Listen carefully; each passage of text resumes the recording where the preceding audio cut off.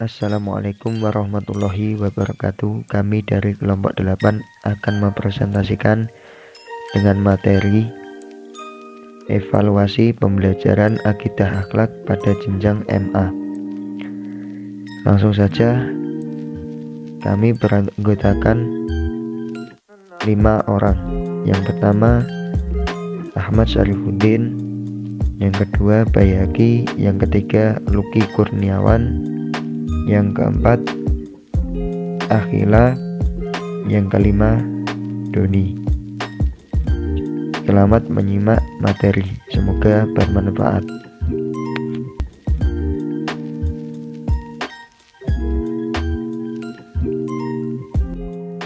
Assalamualaikum warahmatullahi wabarakatuh.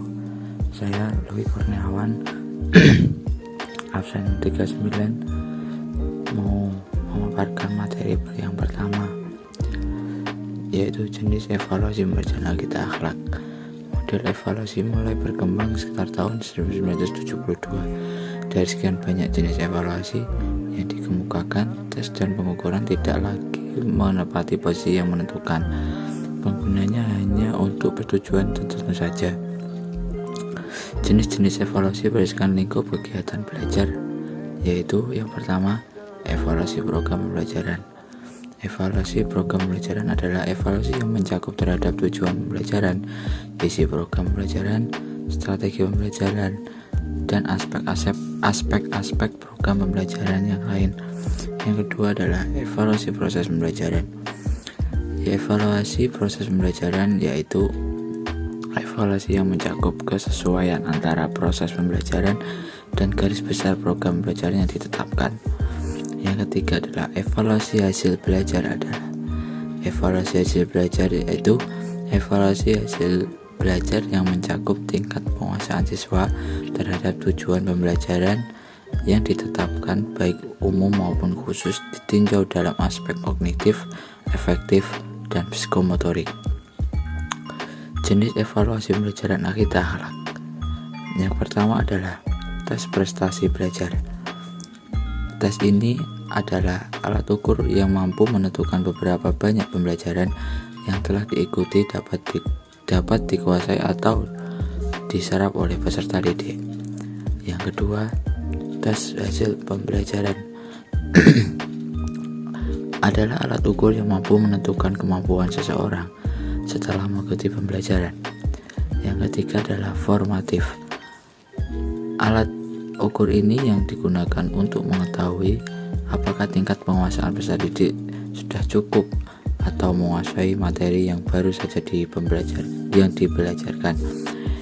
Yang keempat adalah tes sumatif. Tes sumatif ini adalah alat ukur yang digunakan untuk mengetahui sejauh mana taraf serap siswa atas bahan yang telah disampaikan selama ini. Yang kelima adalah tes diagnostik. Tes diagnostik tersendiri adalah alat ukur yang dirancang khusus untuk mengetahui faktor penyebab peserta didik sukar menguasai materi pembelajaran tertentu. Yang keenam adalah tes awal atau pre-test. Tes ini adalah alat ukur untuk memberikan kepada peserta didik sebelum pembelajaran dimulai. Terima kasih. Baik, poin B, perangkat evaluasi pembelajaran akidah akhlak.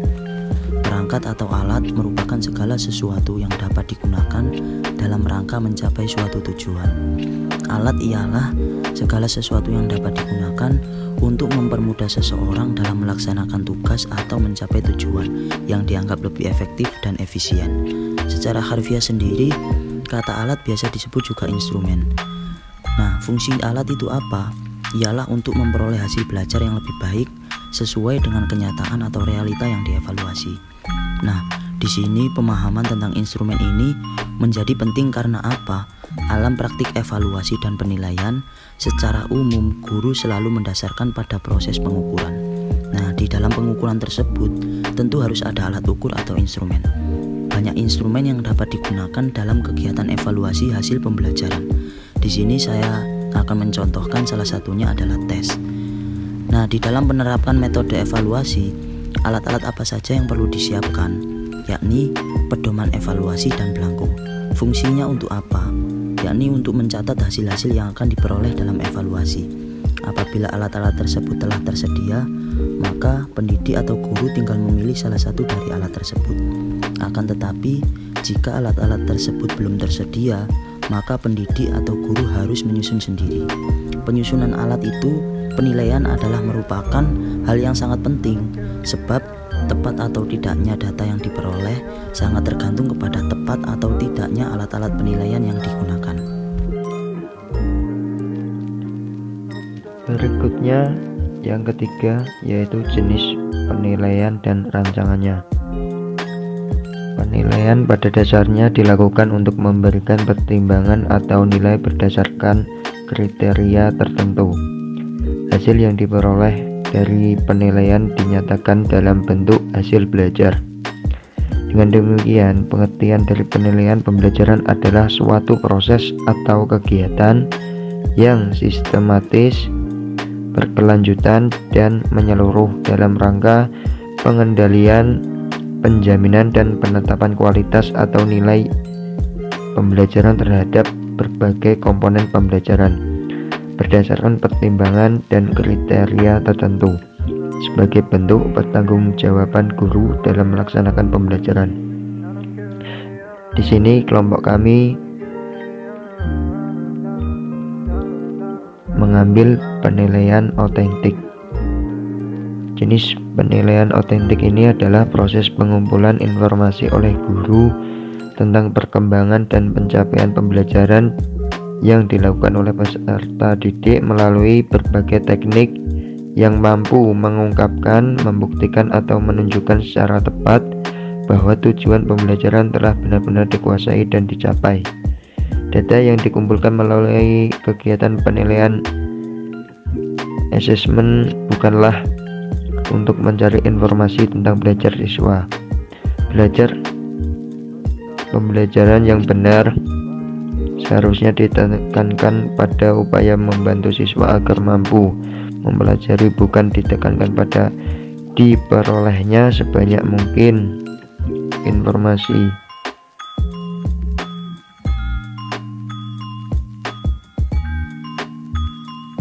Adapun tujuan penilaian otentik ini menurut Santoso atau ahli sebagai berikut. Yang A, menilai kemampuan individu melalui tugas tertentu. B, menentukan kebutuhan pembelajaran. C, mendorong dan membantu siswa. D, membantu dan mendorong guru untuk belajar yang lebih baik. E, menentukan strategi pembelajaran. F, akuntabilitas lembaga.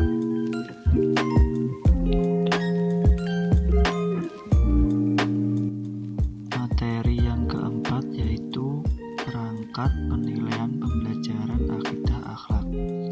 Penilaian dalam pendidikan digunakan sebagai alat untuk mengukur atau menentukan apakah seorang siswa membuat kemajuan selama proses belajar mengajar. Dalam pendidikan, komponen penilaian memiliki langkah yang bervariasi, mencakup kompetensi, keterampilan, dan juga perbaikan. Menurut Abidin 2014, implementasi penilaian otentik dalam konteks kurikulum 2013 telah secara tegas dinyatakan dalam Permendikbud nomor 66 tahun 2013 tentang standar penilaian. Retnawati menyatakan bahwa kurikulum ini sangat berbeda dengan kurikulum sebelumnya.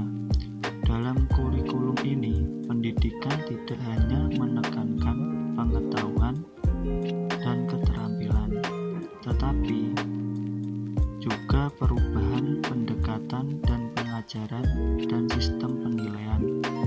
Salah satu keunggulan kurikulum 2013 adalah penggunaan penilaian autentik untuk menilai keberhasilan peserta didik yang bukan saja dilihat dari kemampuan menjawab soal secara tertulis, melainkan juga dapat menunjukkan kinerja yang baik, melakukan pekerjaan secara maksimal melalui tugas proyek dan portofolio, serta penilaian sikap.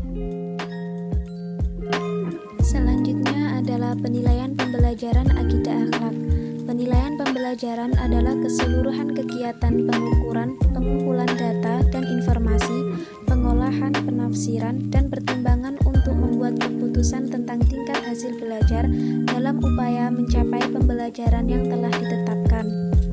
Pada tahap pelaksanaan penilaian autentik, guru akidah akhlak memberikan arahan kepada peserta didik tentang penilaian yang akan dilakukan oleh guru pada indikator pencapaian kompetensi yang telah ditentukan dalam silabus. Mengenai format penilaian yang dinilai dalam penilaian autentik memuat penilaian sikap, keterampilan, pengetahuan, ranah kognitif, afektif, dan psikomotor. Yang pertama adalah teknik penilaian sikap. Teknik penilaian sikap yang menggambarkan sikap diri terhadap Allah Subhanahu wa Ta'ala sebagai Tuhan yang Maha Esa. Sikap spiritual ini disebut dengan hablum minallah, serta sikap sosial dalam agama yang biasanya disebut dengan hablum minannas, yaitu hubungan antara manusia dengan makhluk ciptaan Allah yang lainnya. Yang kedua adalah teknik penilaian keterampilan. Dalam penilaian keterampilan ini dapat dilakukan dengan 4 cara, yaitu tes praktik menggunakan penilaian daftar cek yang menuntut respon berupa keterampilan melakukan suatu aktivitas atau perilaku sesuai dengan tuntutan kompetensi. Yang kedua adalah teknik project menggunakan tugas-tugas yang meliputi kegiatan perancangan, pelaksanaan, dan pelaporan secara tertulis maupun lisan dalam waktu tertentu. Yang ketiga, teknik penilaian produk menggunakan penilaian terhadap proses pembuatan dan kualitas suatu produk seperti hasil karya seni, kaligrafi, dan lain-lain. Yang keempat, yakni teknik penilaian portofolio, suatu penilaian berkelanjutan yang didasarkan pada kumpulan informasi yang menunjukkan perkembangan kemampuan peserta didik dalam satu periode tertentu. Yang ketiga adalah teknik penilaian kognitif. Penilaian aspek kognitif dilakukan dengan penilaian tes tulis, tes lisan, dan tugas, misalnya tugas mengerjakan LKS, PR, ulangan harian, dan ulangan semester. Penilaian hasil belajar siswa dengan pemberian ulangan akan membuat siswa menjadi lebih giat lagi dalam belajar. Yang keempat adalah teknik penilaian afektif. Pada mata pelajaran akidah akhlak, kompetensi keterampilan dinilai menggunakan penilaian portofolio, di mana peserta didik ditugaskan membuat karya ilmiah yang berkaitan dengan mata pelajaran akidah akhlak yang telah dipelajari. Yang kelima adalah teknik penilaian psikomotor. Aspek penilaian yang dinilai pada mata pelajaran akidah akhlak adalah pada sikap spiritual. Dilihat dari peserta didik sudah mulai mengerjakan banyak hal yang berhubungan dengan sikap spiritual seperti berdoa sebelum dan sesudah melakukan sesuatu, mengucapkan rasa syukur atas karunia Allah, memberikan salam sebelum dan sesudah menyampaikan pendapat atau presentasi, mengungkapkan kekaguman secara lisan maupun tulisan terhadap Tuhan saat melihat kebesaran Tuhan, dan merasakan keberadaan dan kebesaran Tuhan saat mempelajari ilmu pengetahuan. Dalam hal ini, peserta didik melakukan kegiatan belajar yang berhubungan dengan iman dan takwa saat proses pembelajaran akidah akhlak berlangsung.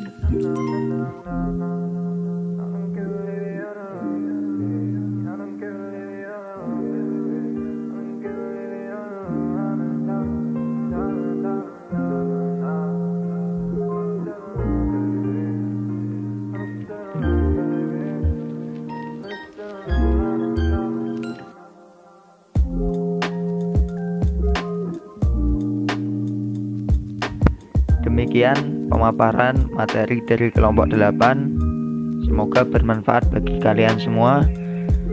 Ada kurang lebihnya, kami minta maaf.